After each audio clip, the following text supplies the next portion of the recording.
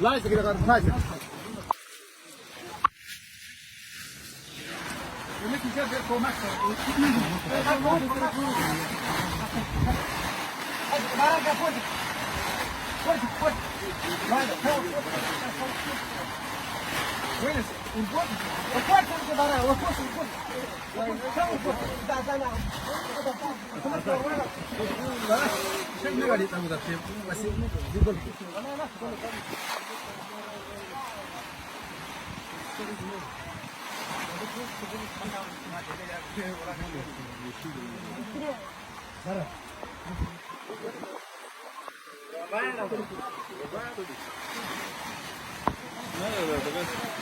Надо куда-то is вала гасить.